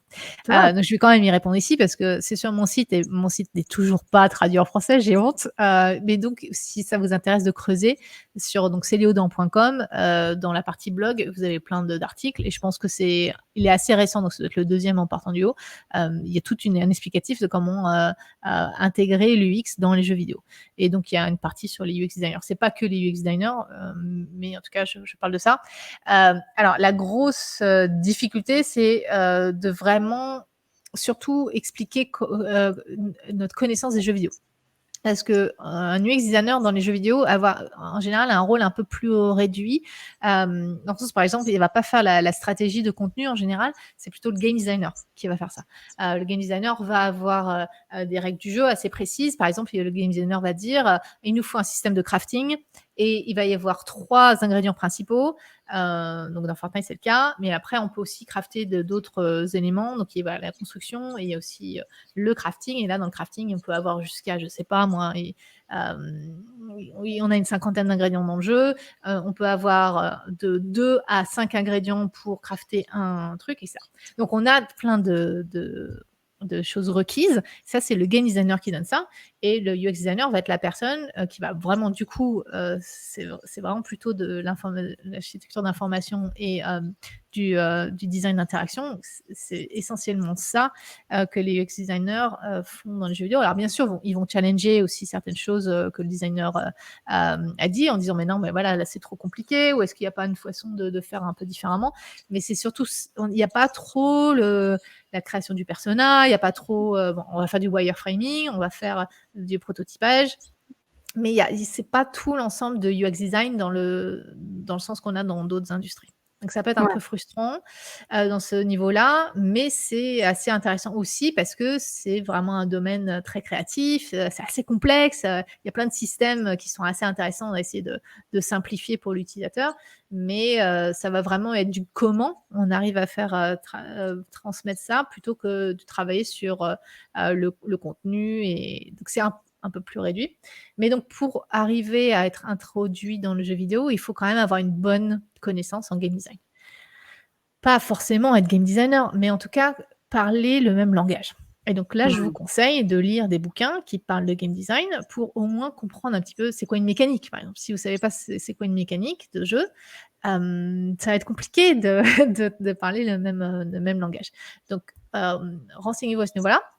Donc lisez des bouquins. Donc sur mon site aussi, il y a toute une liste de bouquins recommandés. Il y en a un en français, comment il s'appelle ce bouquin? Je crois que ça s'appelle «Concevoir des jeux vidéo», de, Marc Elbini, je crois. J'ai oublié son en plus, j'ai beaucoup travaillé avec lui, mais son nom m'échappe maintenant. Je vais le J'ai retrouver. honte. J'espère que j'ai pas dit n'importe quoi. Mais bon, la plupart sont en anglais pour l'instant. Et vous avez le mien où je suis pas game designer, mais j'aborde quand même des notions. Après, il va falloir que votre portfolio mette en avant vos connaissances en game design. Donc si vous avez jamais travaillé sur un jeu, ce que je vous conseille de faire, c'est partir sur un jeu que vous aimez, que vous connaissez bien, et vous donner votre but de changer l'interface. Alors que ça peut être changer le HUD. Encore une fois, ça va être assez Mmh. réduit au niveau de l'information, l'architecture d'information et de design d'interaction, mais où vous pouvez vous dire tiens, ce jeu-là, je sais pas moi, Zelda, est top, mais j'ai trouvé que le système de gestion euh, de l'inventaire, voilà, est pas terrible, et donc vous pouvez vous faire l'expérience de le refaire. Alors faites attention par contre quand vous le présentez, ne dites pas ah ouais ça c'était nul, j'ai refait parce que je sais mieux. C'est ça les gens dans le jeu vidéo sont très susceptibles à ce niveau-là. Mais par contre vous pouvez Mmh. faire tiens voilà, de mon expérience personnelle, il m'a semblé qu'il y avait bon, sans connaître tous les contraintes de développement, parce que c'est assez compliqué de faire un jeu vidéo, c'est très cher aussi, donc il y a plein de choses aussi. On sait que c'est pas top, mais on n'a pas eu le temps de vraiment avancer. Mais vous pouvez dire, tiens, voilà, pour l'exercice, comme je n'avais jamais travaillé dans le jeu vidéo, voilà, je refais ce système de crafting ou le système d'inventaire. Et là, vous pouvez mettre ça dans votre portfolio. Donc, même si vous n'avez pas travaillé sur le jeu vidéo, ça démontre en tout cas vos capacités à comprendre les enjeux d'un jeu vidéo et de montrer ce que vous êtes capable de faire. C'est ça que je vous conseille de faire. Et essayer aussi de montrer différents types de plateformes. Donc au moins montrer ce que vous feriez sur une plateforme mobile et aussi sur une plateforme de PC, par exemple. Au moins, vous avez Mmh. 2 types de plateformes, et essayez aussi de couvrir au moins 2 types de jeux. Donc par exemple, un RPG ou un jeu ultra casual ou un jeu, je sais pas, donc un shooter. Donc essayez d'avoir un peu 2 catégories de jeux pour montrer que vous avez une bonne connaissance de ça. Et dans votre CV, précisez bien que vous jouez au jeu. Alors dites pas que vous êtes passionné dans le jeu vidéo, parce qu'on s'en fiche en fait. C'est ça, tout le monde est passionné, tout le monde veut rentrer dans le jeu vidéo. Mais par contre, ce qui nous intéresse, c'est de savoir est-ce que vous avez une bonne analyse des jeux. Et donc, quels Mmh. sont les types de jeux avec lesquels vous êtes à l'aise. Donc, par exemple, vous pouvez dire très bon, vous pouvez utiliser le terme passionné parce que si vous l'utilisez pas après ça fait bizarre, mais vous pouvez dire avec un focus, je trouve plus le mot français, mais un focus sur les jeux RPG et les systèmes, je sais pas moi, de crafting, etc. Donc au moins préciser quel type de jeu vous jouez, avec lesquels vous êtes confortable. Comme ça, les gens sont un peu plus rassurés. Voilà, en Ouais. gros, c'est ça. Donc le CV précise bien le type de jeu sur lequel vous êtes confortable de travailler, et dans votre portfolio, même si vous n'avez pas travaillé sur le jeu vidéo, essayez au moins de faire quelques exercices comme ça avec un jeu assez connu pour montrer voilà, ce que vous seriez capable de faire. Hem, Est-ce que toi, dans ton expérience, tu as pu, tu vois, être, de l'autre côté, du côté du recruteur, du côté de la personne qui a Mmh. besoin de talent? Oui. Hem, alors du coup, comment c'est de l'autre côté? Est-ce que c'est facile de trouver des Non, talents? Est-ce que c'est galère? De quoi vous avez besoin? c'est très Qu'est-ce qui galère. Oui, ouais, Ouais, raconte. c'est très galère parce que les UX designers sont très demandés maintenant, surtout qu'on a beaucoup de jeux qui sont assez systémiques comme Fortnite, c'est un jeu systémique qui ne manque beaucoup d'UI donc encore une fois, je sais que l'UX design, c'est pas que l'UI, mais du coup, tous les jeux avec, beaucoup de manipulation comme ça, de ressources, de crafting et cetera, demandent beaucoup d'attention en UX design, Ouais. et on n'en trouve pas beaucoup, tout simplement parce qu'il y a une grosse pénurie, il y a beaucoup plus de demandes, que de talents. Et en plus de ça, parmi les talents, comme du UX maintenant c'est devenu hyper trendy. Alors c'était pas le cas au début, même quand j'ai commencé à travailler sur Fortnite, parce que j'ai recruté les UX designers chez Epic. Enfin, j'ai participé au recrutement quand j'étais chez Epic. C'était pas aussi trendy que c'est aujourd'hui. Aujourd'hui, ça a complètement explosé, donc c'est cool. Mais du coup, maintenant, on a plein de gens qui se disent UX qui n'ont pas le background en ergonomie, qui ne connaissent pas forcément toutes les lois de la Gestalt, ou qui connaissent pas toutes les guidelines en interaction humain-ordinateur. Humain Humain, machine, ouais. Homme humain-machine. machine. Non, c'est pas ça en français. C'est humain-machine. Mais donc, on se retrouve aussi avec des gens qui sont tagués UX, mais en fait, qui sont plutôt des UI artistes. Et nous, c'est pas ça dont on a besoin. Donc, c'est un peu compliqué de trouver les bonnes personnes. Donc, c'est pour ça, n'hésitez pas à mettre en valeur justement vos compétences UX, de parler. Par exemple, on va demander au UX designer de faire un test et où on va parler, alors, selon la loi de Fitts, quelle serait la meilleure option là à prendre pour ce jeu? Ou quelles sont les contraintes, les avantages et les inconvénients de choisir cette option-là en fonction de voilà, toutes ces lois qu'on a en HCI. Et ça, malheureusement, on retrouve plein de gens qui ne maîtrisent pas du tout ça, Bien sûr. mais qui ont UX dans leur CV. Et oui, et merci de le souligner. J'en suis personnellement convaincue, je l'expérimente, je le vois, je suis en contact avec des UX qui sont constamment en recherche de nouveaux talents, qui sont lead, notamment chez Ubisoft ou à d'autres endroits, et qui me disent comme toi, qui me disent, ouais, les talents en UX, on a du mal à les trouver. Mais je vais te dire, c'est pire que ça. Dans le jeu vidéo, tu as des directeurs UX qui n'ont pas ces bases-là. Donc, même au Aïe! niveau de direction. Oui, oui, non, c'est dans le jeu vidéo, c'est assez grave. Hein. Enfin, grave. C'est un peu, c'est bizarre hein, parce que d'un seul coup, ça a explosé. Et donc, tout le monde veut avoir le tag UX dans leur intitulé. Mais ça peut être des gens qui viennent soit de game design, soit des artistes présentation, etc., qui peuvent bien sûr évoluer dans un rôle UX. Il n'y a pas le problème, hein, il n'y a aucun problème avec ça. Mais on ne peut pas évoluer dans un rôle UX si on n'a pas, en tout cas, les compétences appropriées ou en tout cas l'expérience ou avoir réfléchi un petit peu à ce que ça veut dire en venant du game design ou de présentation. Qu'est-ce que ça veut dire d'un point de vue UX? Et souvent, il n'y a pas ça. Et donc, les gens, on leur parle de la fit slow et ils ne savent même pas ce que ça veut dire. Donc, c'est pas grave de pas savoir la fit slow, mais dans ces cas-là, on peut pas se dire UX designer. Ouais, ouais. OK, donc en fait, si je résume, ce dont a besoin l'industrie du jeu vidéo, c'est des UX qui sont pleinement à l'aise avec les fondations des sciences cognitives. Non, pas forcément. Non? Enfin, en tout cas, Même pas? les sciences cognitives, c'est à la base de l'interaction humain-machine, mais on n'est pas obligé d'avoir un doctorat en psychologie. Non, c'est pas ça que je veux dire. En tout cas, faut avoir des bases en ergonomie. En Et ergo.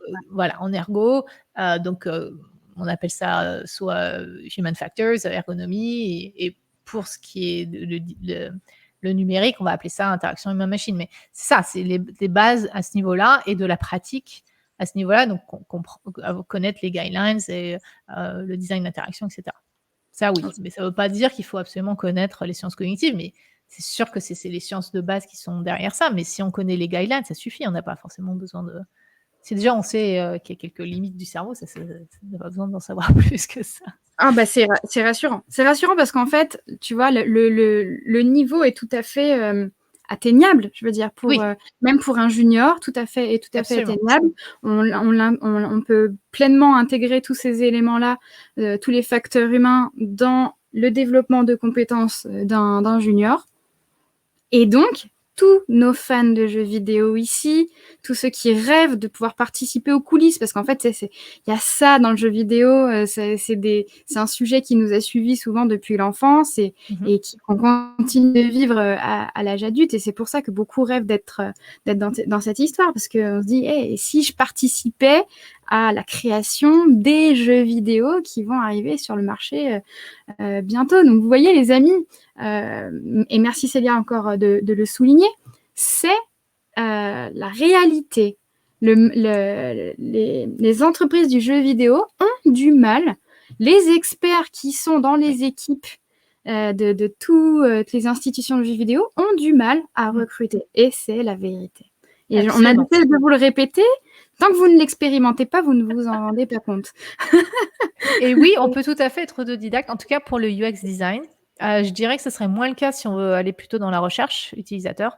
Parce que là, pour le coup, on a quand même besoin d'avoir, même si je sais que les UX designers parfois font leur propre recherche, mais il se trouve qu'avec tous les biais qu'on a, c'est quand même assez facile de biaiser une recherche. Et donc, si on n'est pas à l'aise avec la méthode scientifique et tous les protocoles, etc. Et ça prend quand même pas mal de temps. Donc, en général, les gens, surtout dans le jeu vidéo, de plus en plus, c'est quand même des gens plutôt qui ont un niveau académique. Et donc, moi, dans le jeu vidéo, j'ai démarré. J'ai réussi vraiment à m'épandre ou m'étendre, c'est peut-être un peu plus joli, par la recherche utilisateur. Mais parce que j'avais un doctorat en psychologie cognitive et que j'avais fait des expériences scientifiques moi, donc j'avais une bonne notion quand même pour faire des protocoles expérimentaux, etc., trouver d'où viennent les problèmes. Et ça, c'est une véritable valeur ajoutée. Et là, pour le coup, c'est quand même bien d'avoir, en tout cas, un bon background académique. Mais pour l'UX design, non, il faut comprendre pourquoi c'est... Voilà, si au moins on sait que la perception est subjective, l'attention est limitée et la mémoire est faillible, ben voilà, c'est des bases qui suffisent pour comprendre l'utilité de toutes les lois de HCI, et ça suffit. Par contre, ce qu'il faut, c'est avoir de la pratique et designer, et de pouvoir mettre en pratique, de savoir prototyper, de savoir voilà, faire des... là, pour le coup, de travailler avec les UX researchers pour faire des sorting, comment on dit en français, du tri de cartes. Voilà, du tri de cartes. Voilà. Pas vraiment des cartes, mais Exactement. Donc, il faut savoir travailler avec les UX researchers et comprendre ces techniques-là, mais c'est de la technique. Donc, ça, on peut l'acquérir plus facilement de façon autodidacte. Ouais, carrément. Donc, c'est une bonne nouvelle pour moi quand tu me racontes ça, parce que comme tu es en train de nous dire que dans l'industrie du jeu vidéo, finalement, les métiers se sont déjà spécialisés et les rôles sont déjà clarifiés. Du coup... c'est en train de se clarifier. C'est en train. Ouais. Pour l'UX researcher, c'est plus clair. UX designer, c'est un peu à boire à manger. Comme je te dis souvent, ça devient plus du visual design. C'est ça qui est attendu. Ou alors, c'est vraiment le unicorn. Là. Donc, il faut que ce soit une personne qui sache tout faire. Donc, ça va donc du interaction design, information architecture, visual design et parfois même implémentation. Donc, parfois, il y a des boîtes qui demandent de savoir utiliser Unreal Engine ou Unity pour implémenter. Et ça, c'est le côté qui peut être difficile dans les jeux vidéo. C'est qu'il y a aussi cette exigence de parfois, ils demandent de savoir implémenter. Alors, pas forcément au niveau, mais en tout cas... Ok, ça, j'imagine que c'est peut-être plutôt avec les petits studios, peut-être un petit peu moins chez les gros studios, ou je me trompe? Alors, peut-être... Oui, parce que les petits studios peuvent recruter moins de gens, donc forcément, ils essaient d'avoir des gens qui sont capables de faire plus de trucs. Mais même dans les gros studios, je sais qu'à Epic, notamment, les UX designers, ils ont appris sur le tas. Ils n'ont pas dû connaître ça pour être embauchés. Mais en tout cas, au bout d'un moment, ils ont dû quand même apprendre à utiliser Unreal pour pouvoir faire quelques implémentations directement. Ok. Donc, il faut que vous soyez prêts à... Ça va dépendre du type de jeu, ça dépend de plein de choses, évidemment. Bien sûr. Mais à un moment, ça va peut-être vous être demandé de triturer dans le moteur de jeu. En tout cas, c'est une des évolutions possibles, ou en tout cas un des profils full stack possibles. Il y a des opportunités qui vont dans ce sens-là. Et je sais que dans la communauté ici, on a des personnes qui viennent plutôt du développement, et qui sont allés vers l'UX. Donc, les personnes qui ont un background tech, du coup, ont de vrais atouts à mettre en œuvre pour l'industrie du jeu vidéo. Est-ce que c'est OK pour toi de prendre encore une ou deux questions? Oui.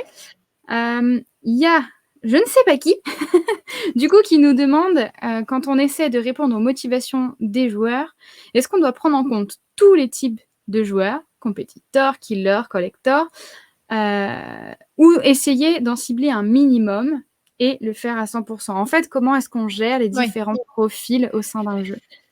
Bon, alors, c'est un peu le bordel parce que déjà le problème, le compétiteur killer collector, donc ça vient de la truc de Bartle, qu'on appelle ça, la classification de Bartle, qui n'a pas été prouvée scientifiquement. Donc elle est intéressante et bien sûr qu'on peut l'utiliser, mais contrairement à la SDT par exemple, c'est pas établi scientifiquement que c'est ça les catégories de joueurs. Donc on ne sait pas trop à ce niveau-là quels sont il y a de plus en plus de recherches sur les motivations des joueurs ou les profils de joueurs. Ça commence à se développer, mais pour l'instant, c'est pas clair. Donc effectivement, en général, on essaie quand même d'avoir différents types d'activités, tout simplement parce qu'on sait qu'il y a des personnes qui vont être plus intéressées à certaines activités que d'autres. Mais selon moi, pour l'instant, on a plutôt intérêt à se baser sur compétences, autonomie, affiliation, parce que ça, pour le coup, ça touche tout le monde, et de réfléchir à les différentes activités, comment on peut s'assurer, par exemple, si on est plutôt collectionniste, comment s'assurer que les gens se sentent compétents à faire ça, ou comment on peut se sentir compétent à plutôt être killer, entre guillemets. Mais on voit souvent les jeux vidéo, là, ce qui était intéressant, par exemple, avec Overwatch, donc il y a un jeu, un first-person shooter où on est 6 contre 6. Ils n'ont pas trop focalisé sur le côté killer. C'est-à-dire qu'on peut vraiment participer au jeu et être compétent et montrer qu'on est important pour l'équipe en ayant un rôle de protection. Et c'est ça qui est intéressant, c'est-à-dire que réfléchir surtout par rapport au jeu. Donc le jeu nécessite d'avoir plusieurs types de joueurs et qui s'entraident les uns les autres. Il faut que tous ces profils, ces façons de jouer au jeu soient tous mis en valeur, plutôt que de mettre en valeur justement la personne qui fait les kills. Et c'est ça le problème, c'est qu'avant on avait quand même beaucoup de jeux avec des rôles, mais c'était le rôle du killer qui était tout le temps mis en avant. Donc on se retrouve qu'avec des gens qui sont hyper compétitifs, qui sont focalisés là-dessus. Alors que ce qui est intéressant dans Overwatch, c'est qu'ils ont quand même beaucoup plus mis en valeur les autres rôles et qu'ils montrent des stats par rapport à comment on progresse sur nos propres stats. Donc ça a vraiment mis en avant valeur la compétence plutôt que de mettre en valeur la compétition.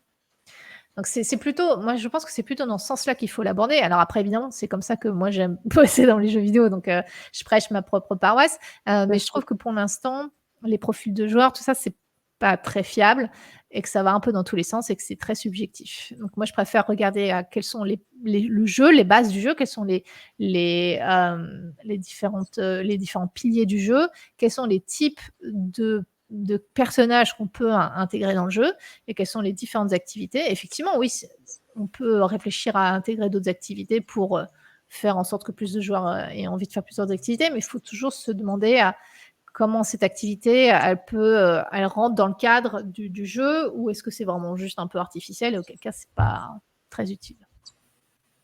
Yes. Du coup, dans tout ça, tu nous parles d'éléments qui sont prouvés scientifiquement ou non, ou qui sont, quand ce n'est pas prouvé, ça reste des théories, des hypothèses. Pour toi, quelle est la responsabilité de l'UX designer sur cette dimension quasi scientifique de notre métier par moment? Ouais, alors justement, c'est marrant que tu me poses cette question parce que je suis en train d'écrire un bouquin sur vraiment les bases de l'UX. Et en essayant d'exprimer tout ça, pour moi, je trouve qu'il y a vraiment 4 piliers de l'UX. Donc le premier, c'est que on est centré sur l'utilisateur. Parce qu'il y a des gens aussi qui font du UX design, mais qui vérifient pas leur design avec un utilisateur. Donc ils travaillent en silo. Ah oui, non, mais ça existe. Non, mais dans le jeu vidéo, ça existe. Eh oui. C'est mal. Mais voilà, c'est ça, c'est que c'est pas parce qu'on utilise un autre guide de HCI ou quoi ou qu'est-ce, ou l'ergonomie, qu'on peut se passer de voir l'utilisateur au centre. Donc il y a ça. On a effectivement que l'UX, c'est un process, c'est-à-dire qu'on va devoir itérer. C'est pas parce qu'on est UX designer qu'on va hop, tout de suite avoir la réponse. Voilà. On a le fait qu'on pense à l'être humain en premier, donc on met pas le business en premier, on met l'humain en premier. Et le dernier pilier pour moi, c'est que l'UX est à sa base dans la science. Alors encore une fois, on n'est pas obligé d'être scientifique pour faire du UX, bien sûr que non. Mais il y a quand même ce côté où on cherche à avoir des datas et on cherche à se détacher de notre opinion subjective pour essayer de comprendre qu'est-ce qui se passe avec l'utilisateur. Et on ne peut pas vraiment faire ça si on n'a pas une démarche scientifique. Ouais. Donc encore une fois, comprendre les biais humains, comprendre l'intérêt de poser une hypothèse, d'essayer donc de faire une recherche pour vérifier cette hypothèse, essayer de comprendre les datas, d'où ça vient quand on récupère les datas en télémétrie, essayer de comprendre qu'est-ce qui fait sens, est-ce qu'il y a quelque chose qui, oui, on voit une différence, mais est-ce que cette différence est significative, comprendre la différence entre une moyenne, une médiane ou un mode, enfin, toutes ces choses-là, on a besoin de comprendre. Au moins un minimum. Donc, encore une fois, on n'a pas besoin d'avoir un doctorat dans n'importe quelle science, mais il faut qu'au moins on comprenne la valeur d'une démarche scientifique, des démarches critiques, quand on essaie de faire des décisions plutôt que de se baser sur notre gut feeling, baser sur notre intuition, parce que ça, du coup, c'est ça qui nous différencie, c'est qu'on a une méthode assez précise et toujours on prend en compte que, bah, voilà, peut-être que je me trompe, ça c'est ma perspective. On peut avoir des hypothèses, bien sûr, mais on va toujours les vérifier. Donc voilà, c'est quand même, on a besoin d'avoir cette démarche un peu scientifique. Ouais, démarche un minimum carré, ne serait-ce que si on veut être... moi, je parle beaucoup de confiance dans la posture de l'UX parce que, bah, comme tu le sais, très souvent, on va apporter des informations grâce à la connaissance utilisateur, connaissance joueur dans le domaine du jeu vidéo, qui vont parfois bousculer les projets. Et cette confiance qu'on va développer au travers de nos méthodes passe aussi par le fait d'être carré dans ces méthodes et donc un minimum scientifique, histoire que lorsqu'on arrive lors d'un rendez-vous, d'une réunion avec une information pas évidente à passer parce que ça va faire grincer des dents, parce qu'il y a beaucoup de personnes très amoureuses de leurs idées qui vont devoir faire le deuil de leurs idées. Si on n'a pas développé la confiance, la structure, une posture forte et donc un certain niveau d'approche scientifique, c'est pas évident de maintenir notre rôle dans les entreprises. Donc je vais carrément dans ton sens. Je regarde s'il y a une question. On va prendre une dernière question. Il y en a encore plein, bien sûr, mais... Ça, c'est de ma faute, j'ai trop parlé aussi. C'est parfait. Non, c'est vraiment... ils ont réagi, ils se sont parlé les uns avec les autres. C'était très, très bien. Je pense qu'ils sont vraiment ravis. Je suis ravie, vraiment, et j'ai adoré les différents partages. Le fait que tu es vraiment... Je ne sais même pas comment tu as fait à synthétiser tout ça, finalement, en 45 minutes. C'était un exploit. C'est un processus itératif. Ça fait quand même pas mal de fois que je le fais. Et au début, c'était pas aussi carré que maintenant. Et même, je suis toujours en train d'essayer de l'améliorer. Je comprends. C'est l'expérience qui te permet au fur et à mesure de dire juste les informations essentielles qui ont besoin d'être entendues et les messages qui ont besoin d'être passés. Tiens, je vais en prendre une qui est un peu différente. À un moment donné, tu as parlé des magiciens. Ouais. Tu as régulièrement pris la référence aux magiciens. Et du coup, ici, Christophe nous amène l'utilisation de la programmation neurolinguistique. Du coup, comment est-ce que tu as envie de rebondir sur son commentaire ? Oui, alors effectivement, c'est un peu le même combat, c'est de comprendre comment fonctionnent les gens, essayer de jouer avec ça. Alors, moi, je trouve ça vraiment important de se comparer aux magiciens, parce que les magiciens font ça avec notre consentement, même si on se fait manipuler, on trouve ça cool. Et c'est tout le contraire des pickpockets, par exemple, qui utilisent les mêmes techniques que les magiciens, mais ne font pas ça avec notre consentement et font ça donc à nos dépens. Et c'est pour ça que je trouve ça vraiment très important de parler de notre approche. L'UX, c'est pas juste un ensemble de techniques, c'est une approche et c'est cette approche qui est importante, parce qu'on va utiliser ces techniques pour améliorer l'expérience utilisateur et non pas pour exploiter pour bénéficier à à l'entreprise. Donc oui, Yes. c'est important de comprendre ça et c'est aussi important de comprendre, si on utilise des algos, à quel point les algos peuvent être, biaisés. Parce qu'encore une fois, on a besoin de comprendre l'inclusion, hem et de comprendre, voilà, que si on utilise, des données qui vont être biaisées au départ, l'algorithme va prendre des décisions, va faire des prédictions, qui sont déjà biaisées, et que c'est aussi important pour les personnes UX de d'intégrer tout ce qui se passe aussi avec, l'intelligence artificielle, heu, parce que, c'est un peu une grosse boîte noire et c'est un peu, important de comprendre ce qui se passe là-dedans. Donc je sais pas si j'ai trop répondu à la question. En tout cas, oui, c'est un peu le même combat. Il faut comprendre un peu pour qui on travaille. On travaille pour les utilisateurs. Même si on est payé par les sociétés, on travaille pour les utilisateurs. Donc on doit défendre cette approche-là. Ouais. C'est notre rôle, notre casquette numéro 1, le porte-parole en tout cas, moi, c'est comme ça que je l'exprime. Je me considère comme un porte-parole des utilisateurs et je suis là pour servir les utilisateurs. Et puis, comme je suis dans un monde de bisounours, pour leur permettre de vivre dans un monde meilleur et plus adapté à leur réalité. En tout cas, ouais, je partage complètement ce point de vue. Tout en ayant cette connexion avec la réalité de ce que nous faisons, nous travaillons pour des entreprises qui ont un business model, etc. Donc, on est une sorte de plateforme entre différents sujets, mais avec cette posture forte du porte-parole des utilisateurs. Est-ce que tu aurais, je sais pas, est-ce qu'il y a une chose dont on n'a pas parlé qui mériterait d'être dit pour conclure, ou quel serait le mot de la fin pour toi? Non, le mot de la fin, je suis ravie que l'UX, ça se développe. Je pense qu'on est vraiment à un tournant. Avant, c'était vraiment faire en sorte que les gens comprennent ce que c'est.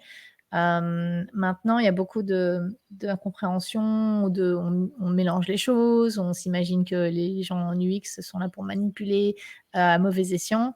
Je pense c'est vraiment temps pour nous de mettre ça en avant.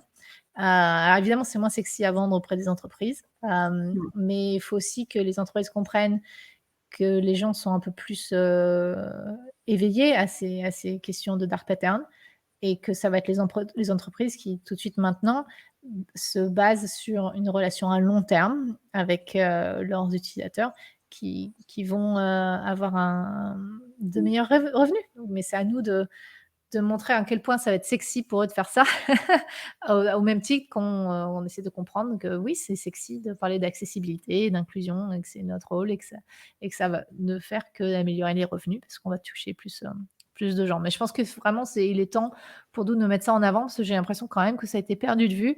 Ça allait sans dire, on va dire que l'humain était au centre et qu'on respectait l'humain, mais on va dire que ça va mieux en le disant et je pense que c'est utile de le rappeler aujourd'hui. Yes, merci. Merci de le ramener, au cas où on ait, oublié cette dimension, et je suis assez d'accord avec toi que malheureusement, il y a une tendance qui va dans ce sens-là. Célia, où est-ce qu'on peut te retrouver? Où est-ce qu'on peut, lire ou voir des choses te concernant? Raconte-nous, pour les personnes qui ont adoré ton message. Oh, celiaudin.com. Encore une fois, je suis désolée, c'est encore qu'en anglais pour l'instant. Mais un jour ou l'autre, je vais m'y mettre. Je vais regarder un peu comment traduire ça rapidement. Sinon, sur Twitter, je suis assez active sur Twitter. Vous pouvez me trouver sur LinkedIn, mais LinkedIn, ça devient un peu difficile à utiliser pour moi, mais je suis quand même sur LinkedIn aussi. Voilà, en gros, c'est ça. Yes, donc tu peux aller sur le site de Célia, tu retrouveras toutes les infos. Du coup, j'ai une astuce pour ceux qui vraiment ne veulent pas ou ne comprennent pas l'anglais. Tu prends Google Chrome, t'installes ton traducteur et tu peux lire tout le site de Célia avec une traduction tout à fait d'un bon niveau. Je sais pas. Ça, c'est quand même ouais, on peut tenter, hein, mais je suis pas entièrement sûre. Ça se tente. Disons que pour les allergiques à l'anglais, ça sauve des vies par moment. Non, mais je vais m'y mettre. Non, mais je vais le traduire. Il faut quand même un moment que je le Au moins, le livre est traduit. Mon premier livre a été traduit en français, donc ça, c'est cool. Mais ouais, c'est important. Clairement, clairement. En tout cas, les Français ont hâte de pouvoir te lire à chaque fois. On l'a vu lors de la traduction de ton Les bouquin. francophones, Mélo, les francophones. C'est vrai, pardon, tu as raison. Tous les francophones. Soyons inclusifs. Oui, c'est très important. Non, puis en plus, là, pour le coup, au sein de la communauté, il y a vraiment toute la francophonie et on a même des personnes qui sont outre-Atlantique avec toi. Donc voilà, c'est ça qui est bien avec Internet, on n'a pas de frontières. Donc encore merci pour ton temps, pour ta générosité, pour la qualité de ce que tu nous as partagé aussi, ton regard critique sur l'industrie du jeu vidéo, sur le rôle de l'UX dans l'industrie du jeu vidéo. J'ai été personnellement honorée de t'avoir avec nous. Vraiment, c'était un grand plaisir. Une magnifique surprise que de savoir que tu passerais ce moment avec nous. Donc, je vous invite, les amis, à nous mettre des merci, à nous mettre des likes si vous avez kiffé cette soirée. Je te dis à très bientôt au travers des réseaux sociaux. Et encore, merci de ta disponibilité. C'était trop Avec cool. grand plaisir. Merci à tout le monde d'avoir été là. À très bientôt, les amis. On se rejoint, nous, la semaine prochaine, jeudi à 20h30 pour... Non, à 20h ou 20h30 Je sais plus. À 20h. À 20h ou 20h30 Bon, vous le saurez. Ce sera écrit au sein du club. J'ai un doute là sur mes horaires, soudainement. La mémoire est faillible, Mélo. La mémoire est faillible, c'est ça. Tout ce que je sais, c'est que ça se passe par ici et que c'est le jeudi soir habituellement. Donc, on se voit jeudi soir de la semaine prochaine. À très bientôt, les amis. Merci à tous pour vos participations, pour vos questions, pour les différentes interactions que j'ai vues super intéressantes, les références que vous vous êtes partagées les uns les autres. Comme d'habitude, vous déchirez, les amis. Encore merci, Célia. Je te souhaite une belle journée, après-midi. Ouais, ça va être l'heure du déjeuner pour moi bientôt. À très bientôt, alors. Salut, Célia. Bye bye. Ciao, ciao. Au revoir.